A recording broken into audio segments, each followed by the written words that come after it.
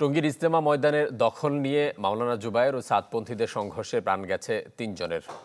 আহত ৭ জনকে ভর্তি করা হয়েছে ঢাকা মেডিকেল। এছাড়া প্রাথমিক চিকিৎসা নিয়েছেন ৩৫ জন। সেখানে সাতপন্থী এক মুসল্লিকে মারধর করেন জুবায়েরপন্থীরা।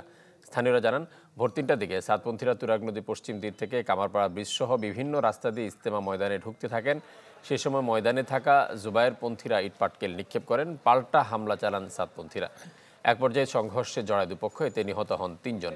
তারা হলেন কিশোরগঞ্জের পাকুন্দিয়ার আমিরুল ইসলাম, ঢাকার দক্ষিণখানের বেলাল ও বগুড়ার তাজুল ইসলাম।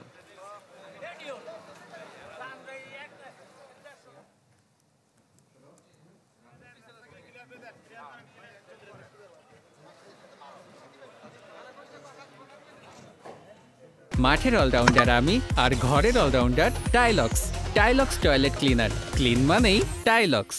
দর্শক, এই নিয়ে সবশেষ পরিস্থিতি জানাতে এই মুহূর্তে টঙ্গীতে রয়েছেন সহকর্মী রফিকুল ইসলাম খান এবং ঢাকা মেডিকেলে রয়েছেন আরেক সহকর্মী সজল শাইক। আমরা শুরুতেই টঙ্গীতে ঘুরে আসতে চাই রফিকুল ইসলাম খানের কাছ থেকে।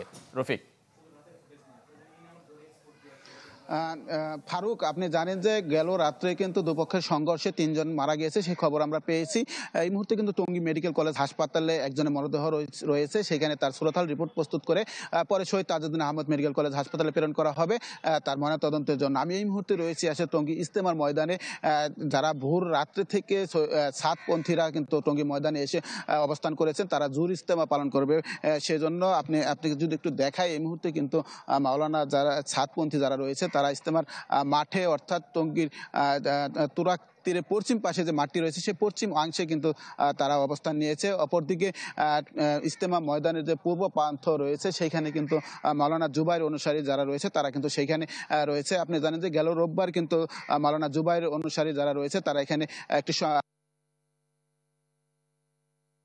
করে ঘোষণা দেয় তারা রোববার থেকে মাঠের দখল নিয়েছে। যেহেতু জুবায়েরপন্থীরা আগেই কিন্তু এখানে একটি জুর ইজতেমা করেছে 5 দিনের, এবং মাওলানা সাতপন্থী যারা রয়েছে তারাও কিন্তু আগামী শুক্রবার থেকে জুর ইজতেমা করার জন্য ঘোষণা দিয়ে আসছে, এবং তাদেরকে মাওলানা জুবায়ের অনুসারী যারা রয়েছে তারা এই মাঠে প্রবেশ করতে দেবে না এমন একটি ঘোষণা দিয়েছিলেন। এবং তারা বলছেন, দাবি জানিয়েছেন যেন সাদকে বাংলাদেশে নিষিদ্ধ করা হয়। সেই সমস্ত দাবি নিয়ে কিন্তু দুপক্ষের মধ্যে গেল কয়েকদিন যাবৎ টানা উত্তেজনা দেখা দিয়েছিল। সেটি কিন্তু আজকে রাতে সংঘর্ষের রূপ নিয়ে গেছে, এবং যার ফলে কিন্তু 3 জনের প্রাণ গেছে।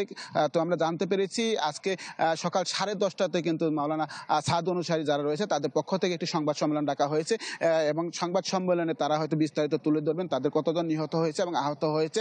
আমরা যতটুকু জানতে পেরেছি 3 জনের খবর পেয়েছি মারা গিয়েছে, এবং টঙ্গী হাসপাতাল থেকে কিন্তু 46 জন চিকিৎসা নিয়েছে, সেই খবর আমাদের হাসপাতাল কর্তৃপক্ষ জানিয়েছে। তো এখন পর্যন্ত এই টঙ্গীর তুরাগ তীর থেকে এই ছিল সর্বশেষ খবর। ফারুক। রফিক, আপনাকে অসংখ্য ধন্যবাদ। দর্শক, আমরা এই মুহূর্তে দেখতে পাচ্ছি ঢাকা মেডিকেলে রয়েছেন আমাদের সহকর্মী সজল শাহ। এখানে 7 জন চিকিৎসা নিচ্ছেন, আর 35 জন প্রাথমিক চিকিৎসা নিয়ে সেখান থেকে চলে গেছেন। সেখানকার সবশেষ পরিস্থিতি জানাতে আমাদের সহকর্মী সজল শাহ রয়েছেন, যাচ্ছি তার কাছে। সজল।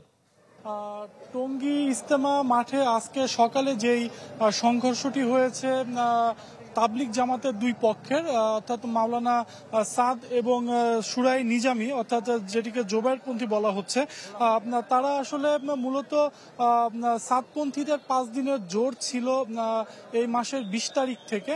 অপরদিকে কিন্তু টঙ্গী ইজতেমার জন্য, অর্থাৎ বিশ্ব যে ইজতেমা, সেই ইজতেমার যে প্রস্তুতির জন্য কিন্তু ওলামা মাশায়েখের পক্ষে, অর্থাৎ জুবায়েরপন্থী যাদেরকে বলা হচ্ছে, তারা প্রস্তুতি নেওয়ার জন্য সেখানে উপস্থিত হয়েছিল। 2 পক্ষেরই পাল্টাপাল্টি অভিযোগ রয়েছে। এক পক্ষ অর্থাৎ জুবায়েরপন্থীরা বলছে যে তাদেরকে সাতপন্থীরা অতর্কিত হামলা করা হয়েছে ভোর রাতে। সেক্ষেত্রে তাদের যেটি দাবি, সেখানে প্রায় 2 থেকে 300 সাথী তাদের আহত হয়েছে, এবং ইতিমধ্যে আমরা সর্বশেষ খবর পাওয়া পর্যন্ত 2 জন নিহত হয়েছে।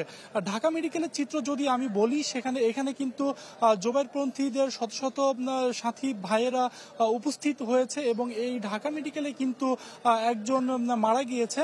এখানের আরো তথ্য যদি আমি দেই, এখানে কিন্তু 35 জনের মতো প্রাথমিক চিকিৎসা নিচ্ছে, তার মধ্যে 7 জন কিন্তু গুরুতর আহত হয়েছে, তাদেরকে ভর্তি করা হয়েছে। জুবায়েরপন্থীদের যেই দাবি সেটি হচ্ছে যে তারা অতর্কিত হামলা করেছে, এবং চিহ্নিত কয়েকজন সাতপন্থী আলেম রয়েছে, তাদের নেতৃত্বে হামলা করা হয়েছে। অপরদিকে আমরা কিন্তু সাতপন্থীদের সাথেও কথা বলার চেষ্টা করেছি। তারা আমাদেরকে যেটি জানিয়েছে যে তাদের জোর ছিল, বিধায় তারা সেখানে উপস্থিত হওয়ার জন্য তারা প্রস্তুতি নিচ্ছিলেন। তাদের উপস্থিতি টের পেয়েই কিন্তু জোবায়েরপন্থীরা তাদের উপরে হামলা করে, এই দাবিটি করে সাদপন্থী কিছু আলেম।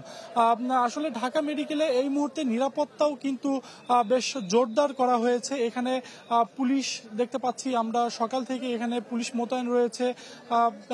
মোতায়েন রয়েছে এবং আনসার সদস্যরাও কিন্তু সতর্ক অবস্থানে রয়েছে, সেনাবাহিনীও কিন্তু টহল দিচ্ছে। আসলে ঢাকা মেডিকেলে যাতে কোনো ধরনের অপ্রীতিকর পরিস্থিতি সৃষ্টি না হয় তার জন্য কিন্তু বাড়তি নিরাপত্তা ব্যবস্থা জোরদার করা হয়েছে।